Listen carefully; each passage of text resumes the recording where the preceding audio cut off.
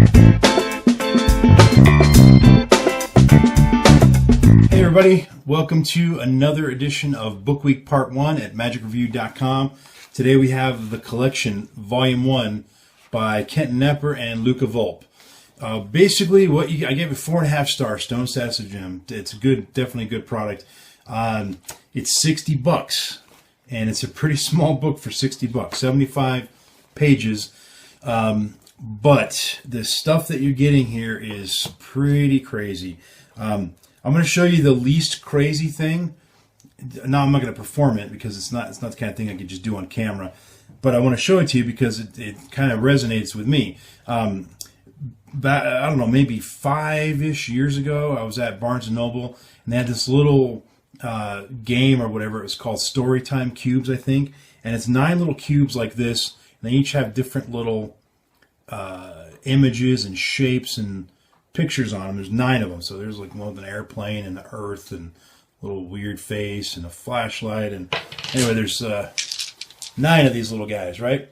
I saw them there. It was, I don't know, $4 or $5 for them. And I thought, oh, there's got to be a magic purpose for that. I got to come up with a trick for that. And I played around, nothing. I mean, I had a few ideas, but they just weren't very practical. And I just couldn't find what I felt was a good idea.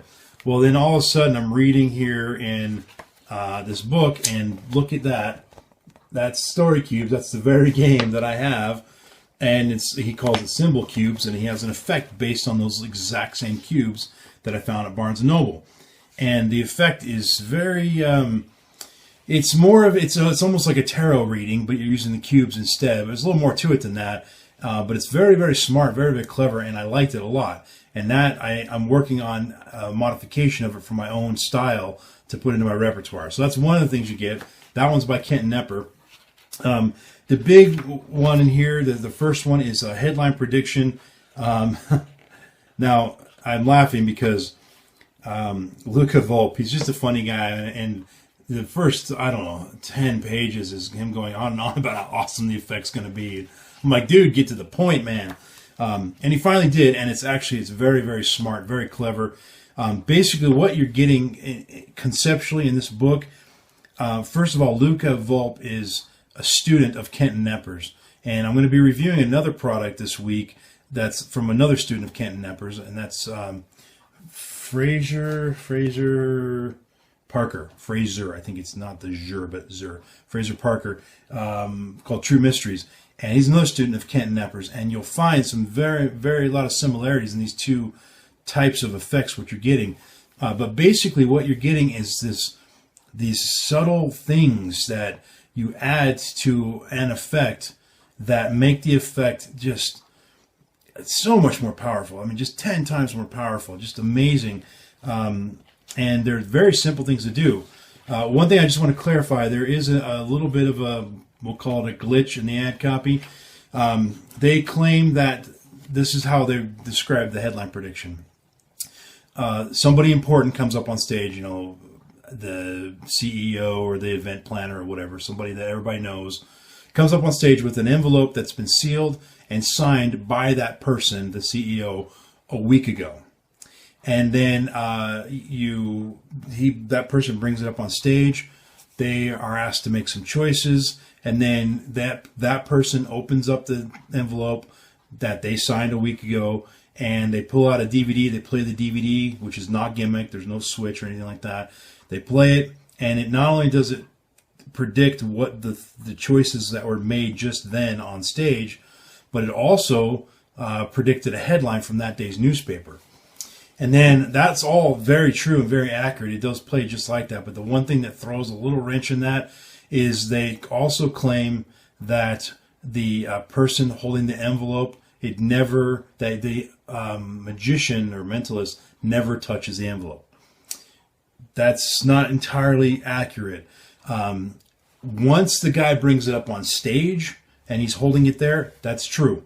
You never touch it. But between the week and the day of the event, you do have to handle the envelope. Okay, I don't want to tell you any more than that. But that, to me, that's not. I mean, I don't know if I entirely call that false advertising. I think it was just they were trying to make the point that once the guy comes up on stage, they're removing it from the envelope. But I want to make it clear that you don't think that this is the kind of thing where they're holding it in their possession for a whole week and you never touch it and all that kind of thing. That because that changes the effect, and that's I can see people going, well, I'm going to buy it because of that. And I just want to be clear that it's not quite that. It's close enough, in my opinion, and it's very, very clever. But the big thing is the combination of principles, and this thing that Luca Volpe has come up with. He's got a name for it. Let me see if I can quickly find it. Yes, well, I'm not going to say it out loud. There's an acronym though, the ITM. Well, I guess I can say the name. I don't think it'll reveal anything. He calls it the interrupt time frame mode concept. And I'm not going to tell you what that is, but I will tell you what it can do for you. And what it does is it makes something like that headline prediction just impossible to backtrack. You think back to the handling of everything, you as the spectator that it all happened to would try to think back and try to reconstruct it, and you just can't. You just can't. It just seems real and totally impossible. There are other things in here where you're essentially you are kind of predicting the future, and you're giving the person a prediction, and you have them read it later, and it does come true, kind of. But it's not the kind of thing that's meant for a show. It's more to build rapport with a client, and he talks about how to use those sort of one-on-one with clients and how he's built lasting relationships with these. And to be honest, I don't remember if that was Luca Volpe or Kenton Knepper or a combination of the two.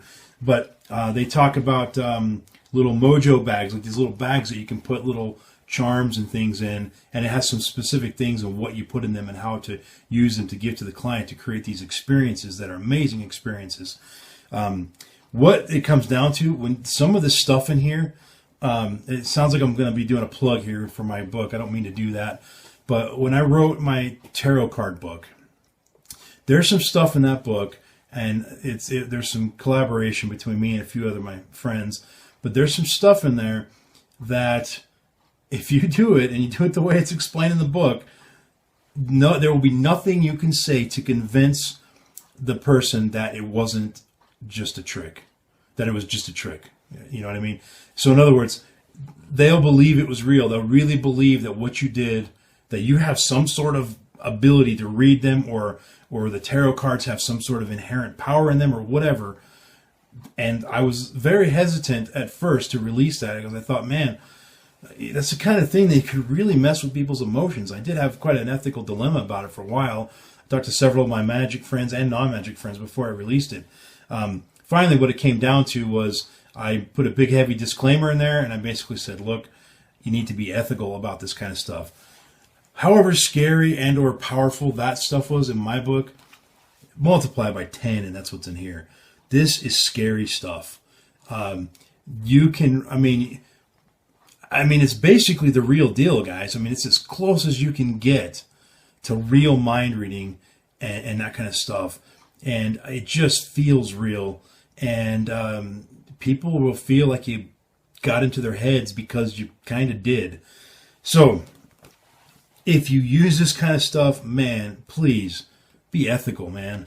Don't abuse this, because I really mean this. This is power. It has the ability to really truly make your reputation. Some great stuff in here. There's only 4 effects, and none of them are complicated. They just take you having the courage to do them, and making sure you understand the concepts and the principles, and that's it. So for for $60, you get those 4 effects, but what you really get is these concepts that are very, very smart, very, very clever. 4.5 stars, stone status of gem. If you're a mentalist, or even not a mentalist but a magician, but you're looking to take things sort of to a next weird level, I don't know if that's the right word, this is it, guys. Let's check this out for sure. 4.5 stars, stone status of gem. Random iTunes song of the moment today is, oh man, oh man, you guys remember Stryper? I gotta write this down real quick. We'll go, let's see, Abyss. It's called Abyss. It's off the Stryper album called To Hell with the Devil. So when I was a kid, I was in these guys were back in the early and mid 80s. I was in a Christian bookstore, and they had Stryper in there. And the album is all black, and it's got in red letters, "To Hell with the Devil." And I'm like, man, this is a Christian bookstore. What are they doing selling this? I didn't know much about Stryper. Well, if you know Stryper, you know that their lyrics very often are Christian-oriented. And the song title, "To Hell with the Devil," is basically the meaning of the song is if the devil gets into your life, you tell him, "To hell with you, devil. You know, I'm not gonna follow you. To hell with you, devil." That's kind of the attitude of the song. So to hell with the devil. I don't need him in my life. But they're a great metal band. I mean, they're a really good metal band. I really do like Stryper a lot. They did a cover album. I've probably mentioned it a few times because it's come up as random iTunes song of the moment a few times. They did a cover album called The Covering, and they covered some of the great metal bands, and they're just it's killer. So this is actually the intro. It's sort of this kind of creepy, or I don't know what instrument they're using, but this sort of spooky, haunted house kind of music. I remember my cousin, she used to be scared of this when I play it. And then it goes right from this song into the opening track, "To Hell with the Devil." Anyway, that brought back some memories, man. All right, guys, that's it for this review. Thanks for watching during this book week bonanza. I don't even know if that's the right word, but we're going with it. Thanks for watching, man. I'll see you on the next review. Peace and out.